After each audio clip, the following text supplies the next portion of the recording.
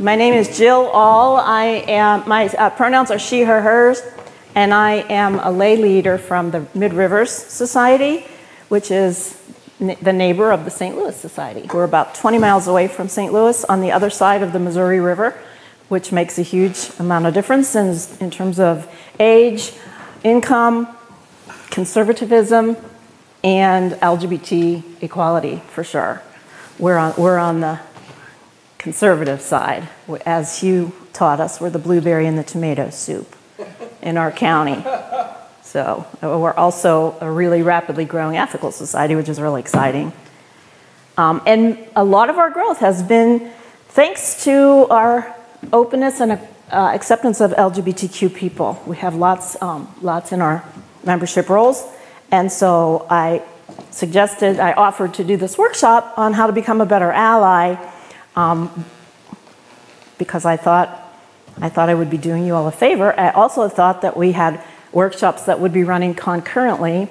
So I figured about half of us would be in my workshop. Like, I envisioned a little room, and I bought 20 little packets of rainbow-colored Skittles to bribe people and entice them, and they're back sitting in our hotel room. So I'll bring them tomorrow, and you can fight over them. I also have some handouts, but since I am a retired kindergarten teacher, I know better than to give you these papers first, because then you won't listen to me. So I'm just going to set that there, and you can either take one, or if we run out, you can take a photo of it, or I'll email it to you later. I also have these two booklets that I'll talk about in more detail. Well, you just said you can either take one. Oh my gosh. You can either take one. Later. I love it. So I want to start by just sharing my story and letting you know my credentials for talking about this topic. And you might even find it a little bit entertaining. Bill is my spouse, and we have two kids, the oldest of whom is almost 39 years old. And when that child was born, they were assigned female at birth. So that's the phrasing that we use when we say that that child was born biologically female, had female genitals, and was declared, it's a girl, at emergence. As that child grew up, we assumed that they were a typically developing little girl, into ballet, into gymnastics. Later on, when middle school hit, into boys. We never had any reason to think that our child was a part of the LGBTQ plus. Is there anybody who doesn't know what those letters mean?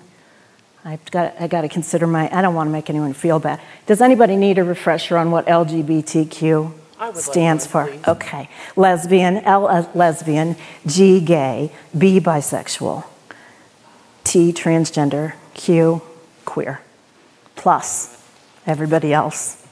All of us probably. We all have a gender identity, and we all have a sexual orientation. Anyway, that's a different workshop.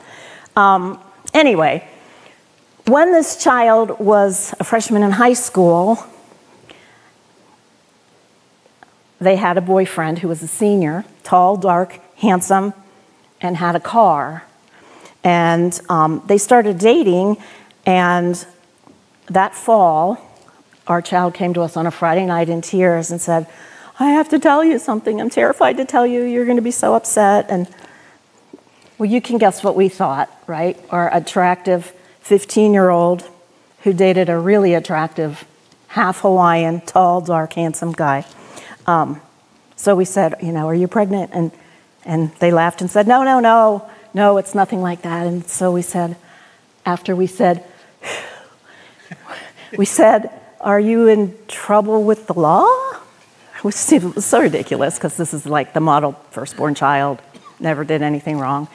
And again, the answer was, oh, no, nothing like that. And then we said, well, are you having a substance abuse issue? Which was ridiculous too, because they loved apple juice. But anyway, no, the answer was, nothing like that. And then they said, I think I might be bisexual. And we were like, oh, what's bisexual? We didn't even know really what it meant. But that was the start of a 25-year-long journey. That was back in 2005, I guess.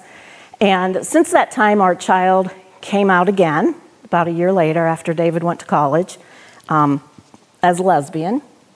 And then, gosh, 15 years after that, came out a third time as transgender. And I think that he's done coming out, but you never know. It could not. That could be, maybe not. But at the time in high school, he was active in a local youth group for LGBTQ plus kids. And one night they had a guest speaker, and they invited all the parents to come hear this guest speaker. So we went, and the guest speaker was the president of the St. Louis PFLAG chapter. And we had never heard of that organization before. Maybe you have, maybe you haven't, but PFLAG is more than 50 years old. It's the largest and oldest grassroots organization of its kind in the country, and it's basically a support group for parents of LGBTQ plus kids of any age, and LGBTQ plus people as well, or anybody, any ally at all.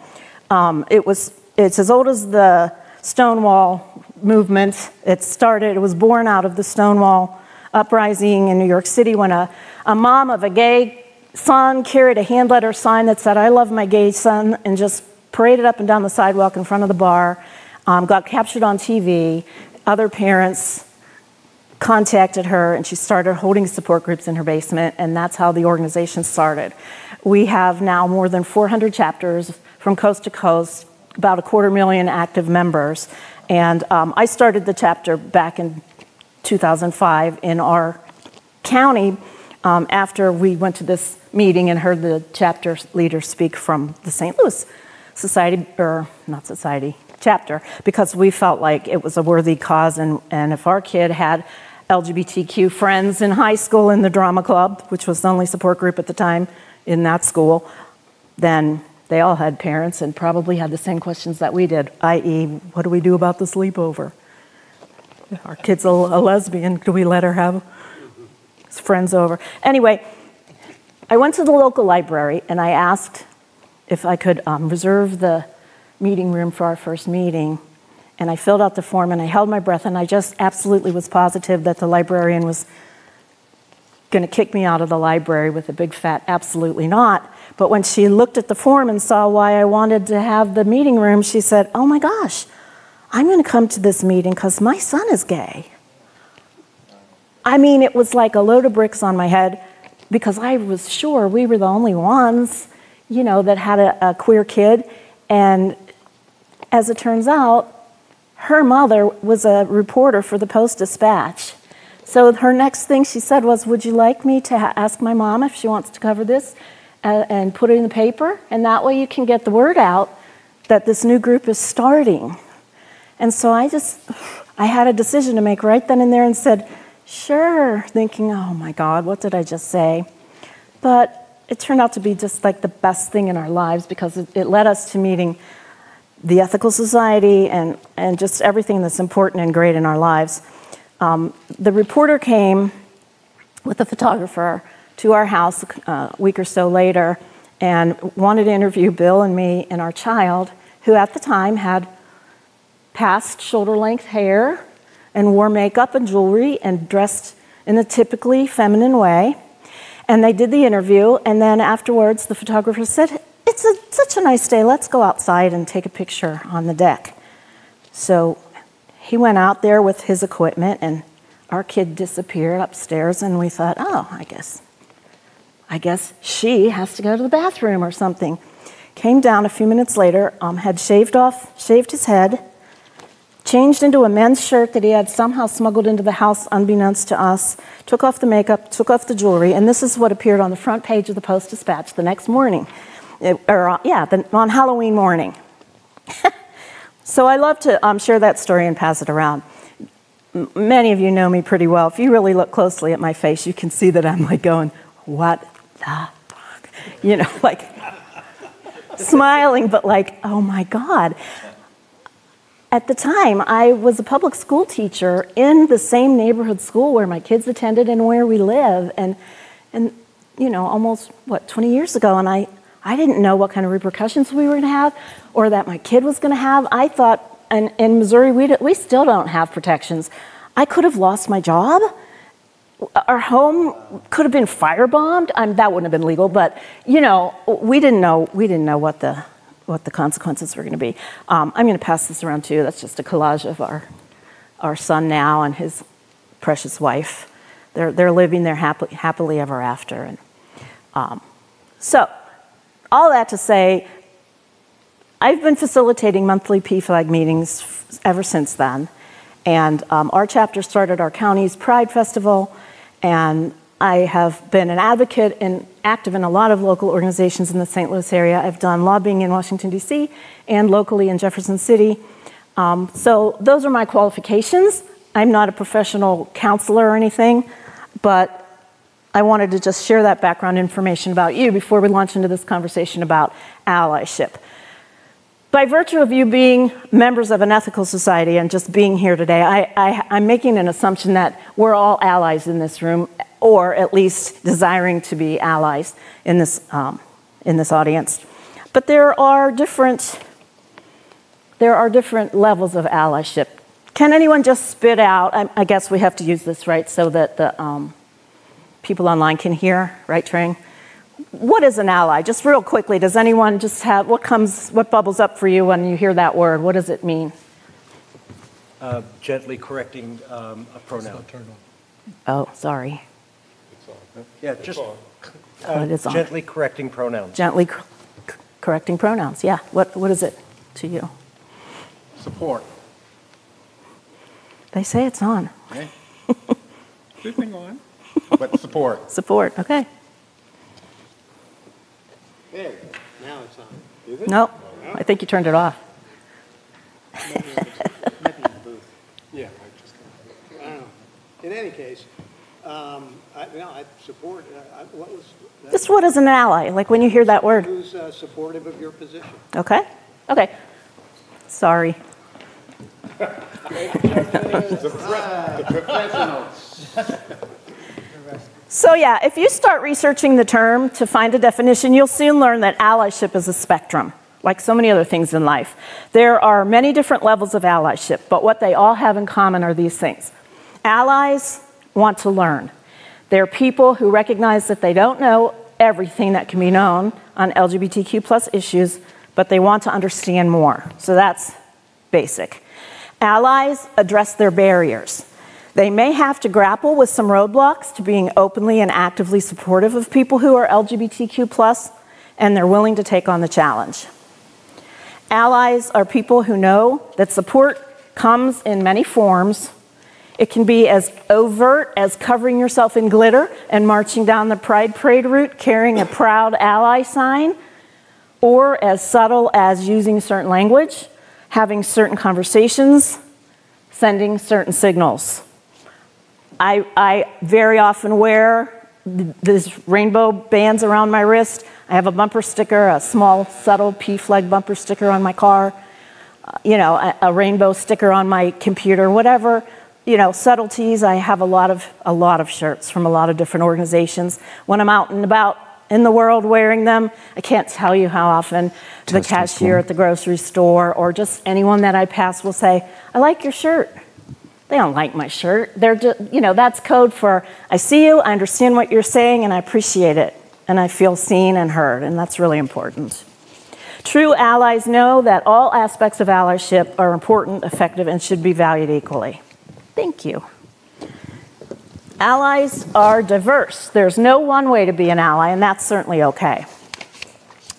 So the ally spectrum, by the way, these two booklets that I threw out here are free publication. Oh, they're not free. Well, yes, they are. They're free to download in PDF form from the PFLAG website, or for $2.50, you can buy them in the pretty book form, but it's the same text in either version. And that's where most of this information that I'm reading to you came from, so don't feel like you have to remember or write down any of this. So anyway, there's the I'm not really an ally, but I'll listen ally. There's the I'm starting to get it ally. There's the I really said it ally. The I'm focusing my time on learning ally. The hey, I'm talking about LGBTQ equality ally. And I'm super ally. Let's change some laws. So you can think about those different categories and where you might fit in and where you might want to go. About 50% of LGBTQ plus Americans are not out in the workplaces. And we're in a blue state right now, and many of you probably live in a blue state, but trust me, I live in Missouri, and this is fact. About the same percentage of people, 50%, say that they have experienced discrimination in their personal lives, in the workplace, housing, and in education. Among LGBTQ plus youth, nearly 60% say they feel unsafe in their schools. That is why being an ally is so very important. A diverse spectrum of voices is needed who have the power to send the message that inclusion and equality aren't just things that people in the group affected want, but something that everyone wants. Now, of all the challenges that straight allies talk about, the fear of getting into an argument or making people feel uncomfortable tops the list. Just a show of hands. Have you ever been in a situation where you've wanted to speak up and defend someone when you see or hear an act of discrimination, but fear prevents you from taking action? Yeah. If you feel nervous about speaking up for someone who's being discriminated against, here are 6 strategies to try. And these are on the sheet, so don't worry about remembering them. The first one is just to take a deep breath. If you're extremely upset, the way you approach the conversation will reflect it. So step back and let your temperature come down and retract your claws. It's easier said than done, but with practice, it can be done, and it's really important. Number 2, assume nothing. You don't always know what drives someone's opinion.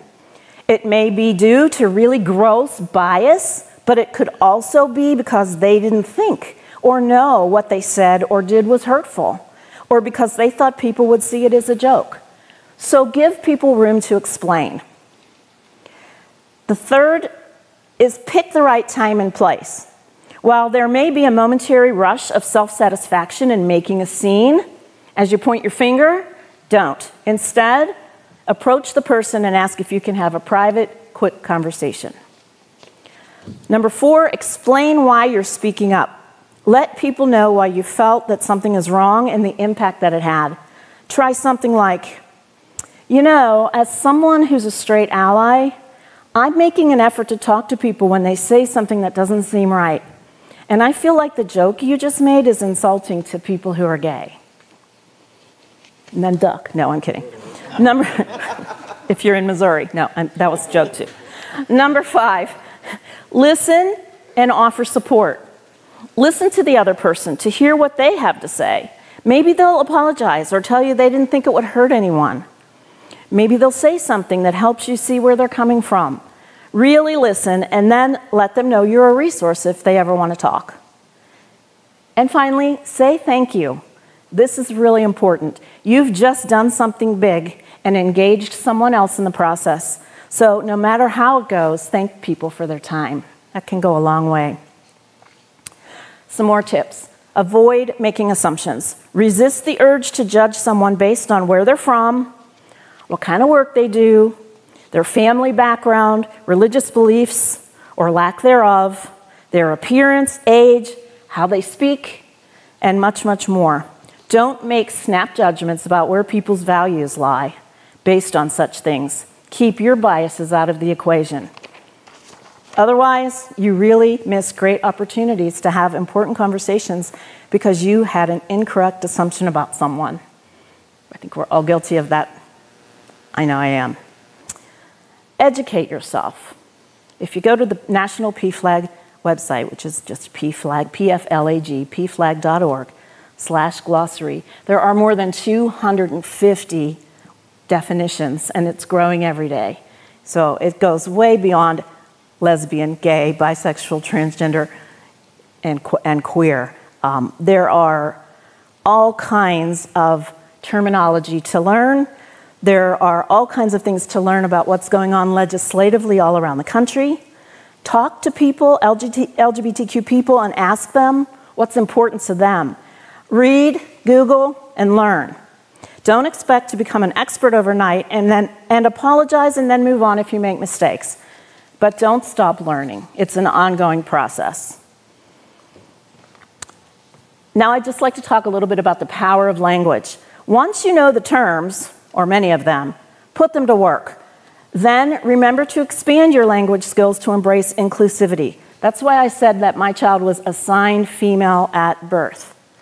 If you're part of this work, that probably sounded familiar. If not, you might be a person who says or hears, oh, they were born a girl.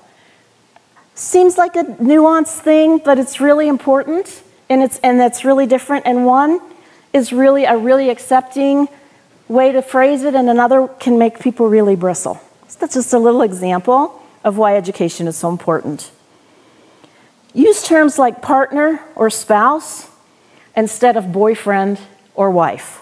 Use terms like folks or friends when addressing a group instead of ladies and gentlemen or boys and girls. Because if you do that, you're making people assume that you think there are two genders and that gender's not a spectrum. How do you think that feels to the person who doesn't identify with either of those? Someone who's non-binary or gender fluid on that spectrum. So learning phrases and using them properly is really, really important. So just real quickly, you can just yell these out, and then I'll interpret. How about that? How can we make the following terms gender inclusive? Instead of mom and dad? Parent, of course. Instead of husband or wife? Spouse. Instead of maternity or paternity leave? Parental leave. Instead of brothers and sisters? Siblings. Instead of congressman or congresswoman? Congressperson, legislator, lawmaker. Sure. Instead of Mr. or Mrs.? Yeah. Perfect. Hey, you. It's exactly what I have in my notes. Instead of salesman or saleswoman?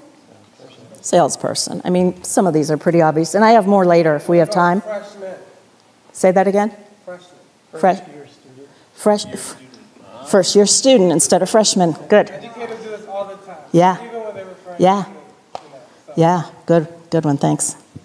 Actor and actress. Yeah. Actor and actress. I have a whole page of these, and I think that's on there. Yeah. Actor, I believe, is the gender neutral. Yeah. Yeah. Yeah.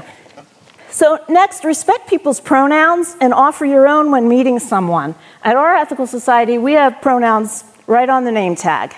I know many people put it on their email signature or when they introduce themselves anywhere in a space like this, or especially in a space where it's not typical. Do it anyway. Zoom setting. Yeah, on Zoom, absolutely. I can't tell you how many times I've been in meetings where people wouldn't, I'm the only one in the room who will say my pronouns, but I do it anyway. What? Yeah. I'll be the only one in the room who doesn't use pronouns. And I don't know, I think that the respect should go either way. I'm choosing not to use pronouns. You should probably say that in the mic so the people on Zoom can hear you. So now I have to be worldwide? Okay. I'm a person who's choosing so far, I'm receptive to new ideas, to not use pronouns. And I would like people to respect me and my position on that. Thanks. Yeah, and I think that's totally fine. If you don't use any pronouns at all, your first name is Rich, then I guess when people are talking about you, they would just always say Rich. Oh, Rich and I had lunch. Rich ordered a sandwich.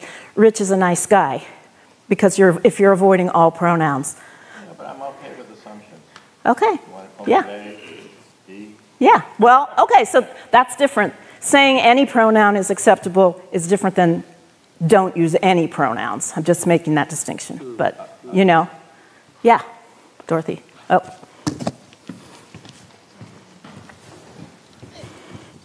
So I do think for older folks, some of this is confusing. And I read an article recently in the New York Times ethics section, I think, about the use of any pronouns by people who are not actually trans, and that this article was arguing that that sort of, actually it was a story about a young person who came home from school and asked their parents to use they, them pronouns. And the parents queried that because this was a self-identified girl, I think. And the article made the point that it's not really supportive to change your own pronouns if your pronouns are, if you have a gender and that's your gender, then changing to they, them, or anything is not the path to take, and yet I see people taking that path. So I'm curious what your thoughts are on that. Well, I do understand that line of thinking, but I would say because about 1% of the population is transgender and or non-binary, we're talking about a very small group of people. I think it's far more important to show your values and your attitudes out in the world. So if my cisgender female child came home and said, I still identify as a cis girl, but I want you to use they, them, I would respect that and do it, if for no other reason than to let all the other people who really are non-binary and really need they, them for their own reasons. Like, I just feel like the more people who respect pronouns for whatever reason is only a good thing. That's what I think, yeah. Oh. Thank you. There were a couple things. The quickest thing, one, I'm never going to use the word queer. Whether it's age, generational, or anything. In growing up, it was essentially the N word for gays. And a transgender person I knew, I have no problem with it, says, you can use queer. I said, I'm never going to do that because I just wasn't comfortable with it. My only issue tends to be the confusion with they and them. And the reason there is that confusion has nothing to do with respect or lack of respect or even support or being an ally. It simply has to do with the confusion of plural versus singular. If I'm looking at one person, that's singular. And that's what kicks into my mind. Yeah. Not that and I don't necessarily know whether they have multiple pronouns or not.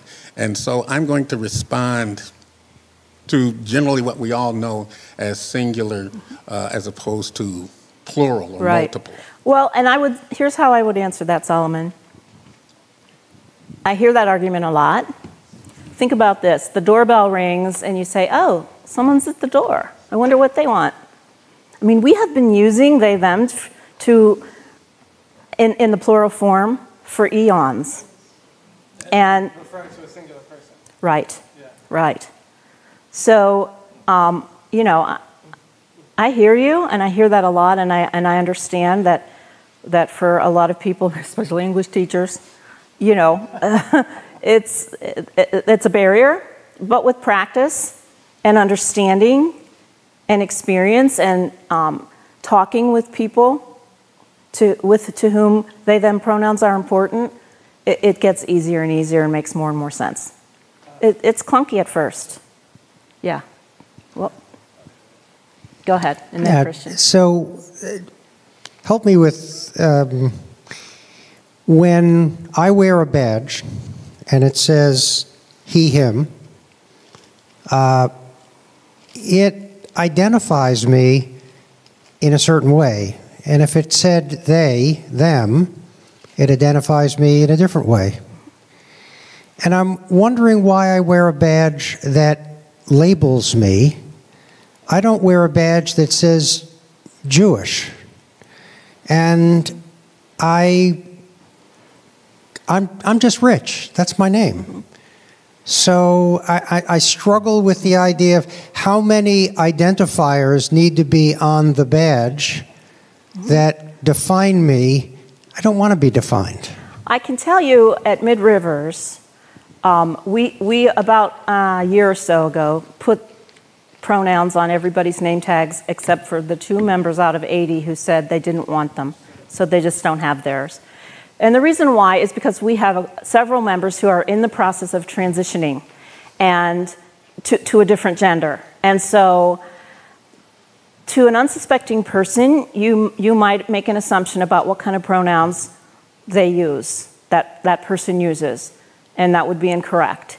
So for us, it's a subtle way of saying we understand and we accept transitioning people, and we understand and respect each individual's right to declare whatever gender they identify with and on whatever level they want to share that with.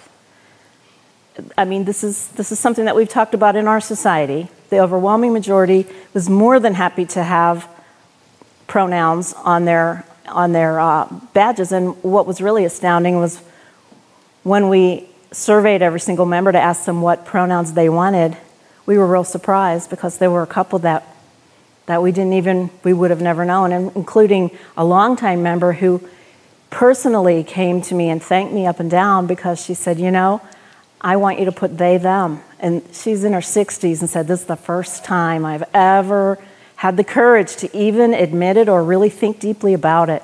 And she was elated. She said, I've never felt comfortable feeling like I'm just 100% female. So, you know, you just never know. So for many of us, it's just more a signal to the outside world than it is about you. That's the best answer I can give you. I wanted to connect actually to what you were just saying, which is, you know, for those of us who grew up identifying as girls in, I want to say a sexist world, I have always wanted to be a human, right? And people argue me down to the ground, man means human. All the time, even when I'm reading Felix Adler, I'm always recovering from that language, forgiving him because I want to read his good ideas. But really, it's a huge barrier, and it always has been. And I always think that change, you yearn for it. Like my generation yearned to be beyond gender, not because we didn't know we were women, but because women are fully human and not acknowledged as that in all of history. So this notion that change comes into our lives, and we want to battle it for its details. It's not quite the way I would have chosen, right? It's like, yeah, but there's a revolution happening, and I've been yearning for that revolution. My twin sister got a PhD to get past the Miss question. Are you married? You know, misters never have to admit that they're married or not within their pre-name. And I'm just saying that this place beyond gender, beyond the gender binary, is freeing. It's liberating for every human being. And it's when we ally to that revolutionary vision of all of us are human and all of us can be self-identifying. And I've known people who've changed their pronouns and experimented with their pronouns, and a lot of people who go by she, they. So you can have, or a lot of people that go by call me anything pronoun you want because I'm exploring that, you know? But to resist pronouns is a position of, I don't want to be part of this revolution. And this revolution being a liberation revolution. So that I invite us to see not just how I feel about it, but to really work on, how can I join this revolution? Ooh, it's uncomfortable. And I hope that by talking about our discomfort with it, we are getting more comfortable with it. Instead of just, you know, putting our foot down. Yeah. Go ahead, Emily, and then I have more. Carolyn was first. But I'll get you. I adopted the changing or the stating of my pronouns when I was made aware that it was an important way to be inclusive, to show that I was aware that pronouns matter to people. And then I saw that Nori Rost put her pronouns as she and Ella. And I said, you know, I'm from Texas. I really ought to learn to think about it in those terms. And now I've begun to embrace it because I've added a third pronoun, yeye, which is Swahili for she, her, he, and him. And it makes me think when I see my pronouns, and if you want to ask me about it, I'm happy to explain. We're all together in all of this, and these are just the ways we look at ourselves and each other.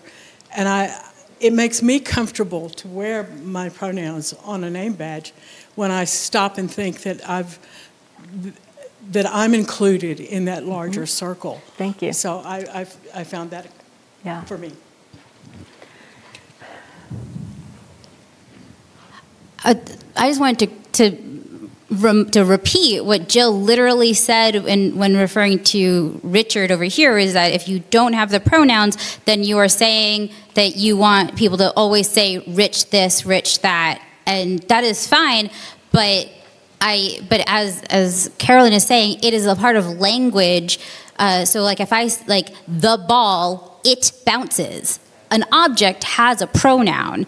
And while I think one of the important things is that moving away from assumption, not everybody is going to actually physically see you. Sometimes we talk about people in other ways, and there are a lot of there are females with typically male names. There are names that have changed genders over time, like Leslie has, Gabriel. I was college roommates with a female named Gabriel who had a sister named Adrian, not Adrienne. And then there are names like Apple or whatever. So it's definitely it's an openness. Yeah, thanks. Yeah. If I just want to buzz through these really quickly because I have some more tips, especially around trans allyship. Know what not to say or ask. Listen to people's stories. Don't ever ask about a person's surgical status or ask to see photos or refer to what someone's name used to be. Seriously, if someone tells you they're trans, just believe them. Whether they may be socially transitioning or medically or neither or both, that's not your business. Don't ever ask when someone came out or became transgender, and never, never ask anyone how they have sex, please. If you take anything else away from this, remember that. Do what you can to create safe spaces for youth in our schools. Ask the authorities in your local school if there's a non-discrimination policy that specifically includes LGBTQ and gender non-conforming youth. If there is, thank them. But if there isn't, ask what role you might play in getting the conversation started to create one. More tips. Recognize the diversity of trans and genderqueer lives. We'll talk about that word later. Remember that these identities are part of other identities and intersect with race, class, size, sexual orientation, age, immigration status, etc. Ask when and where it's safe to use their chosen name and pronouns, such as if a trans person is not out at home, ask them how you should refer to them around their family, things like that. Don't ask trans people what their real name is, i.e. the one they were born with. This is invasive and implies their chosen name is invalid and less real. If you know their birth name, do not divulge it to others. Instead of saying someone was born a boy or a girl, try saying they were assigned male or female at birth. These terms recognize the difference between sex and gender.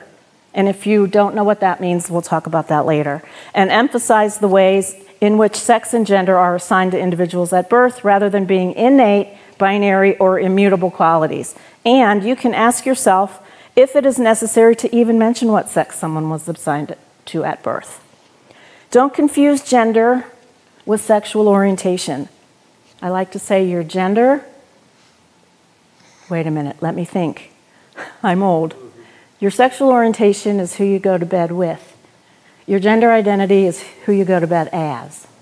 That's it. Don't confuse gender and sexual, I said that. Trans people, like cisgender people, are straight, gay, bisexual, pansexual, asexual, etc. And don't ask trans people about their bodies, what their genitals are like, etc. It's rude and objectifying and none of your business. It can be helpful to think about whether you would ask these questions of a cisgender person.